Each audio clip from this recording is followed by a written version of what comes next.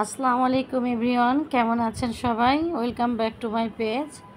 আমি এখানে 2 কেজি দুধ নিয়েছি, প্যাকেট দুধ, মিল্ক ভিটা দুধ নিয়ে আমি এখানে জাল দিচ্ছি। এলাচ, দারচিনি, তেজপাতা আর 2টা লবঙ্গ দিয়েছি। আর এখানে পোলাওয়ের চাল আমি এখানে ভিজিয়ে রেখেছি 2 থেকে 3 মুঠ, একদম অল্প। আমি এটা ক্ষীর রান্না করব।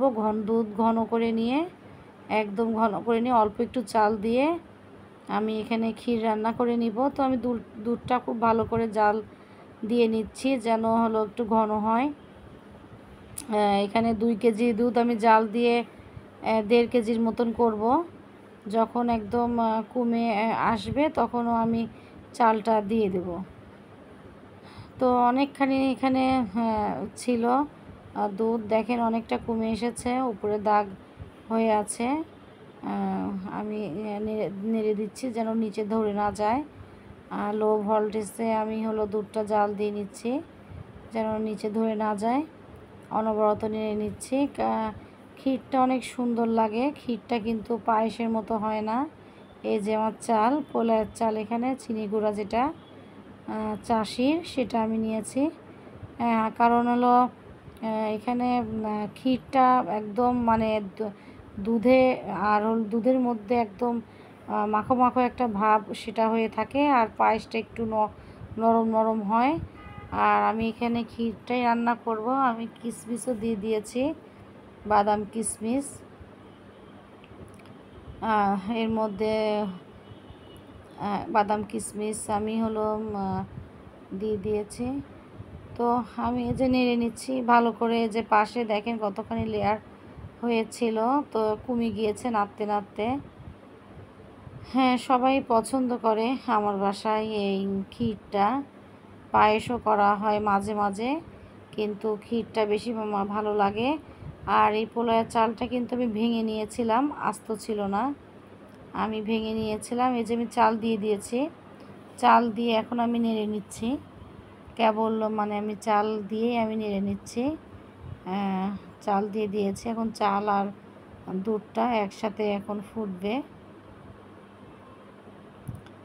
এই যে কিছুটা হয়ে এসছে দেখেন। আমি এখনও চিনি দেই নাই, একদম আমি গুঁড়ো দুধও দিয়ে দিয়েছি এর মধ্যে গুঁড়ো দুধও দিয়ে দিয়েছি। গুঁড়ো দুধ না দিলে সুন্দর ভালো লাগবে না।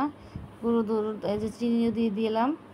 চিনি দিয়ে আমি এখন ভালোভাবে নেড়ে নিব। লাল চিনিটা দিয়েছি, সাদা চিনিটা দিলে ভালো হতো, কিন্তু সাদা চিনিটা দিলে কালারটা অনেক ধবধবা সুন্দর সাদা হয়। আর লাল চিনি দিলে পরে ক্ষীরটা একটু লাল লাল, হালকা একটু রঙটা ওরকম ধবধবা সাদা হয় না। তো আমি বেশ হয়েই গেছে একদম। আমি এখন এলাচগুলো সব তুলে ফেলে দিব উপর থেকে। এলাচ, তারপরে তেজপাতা, এগুলো আমি সব পরে উঠিয়ে ফেলে দিয়েছি, এগুলো আর রাখি নাই।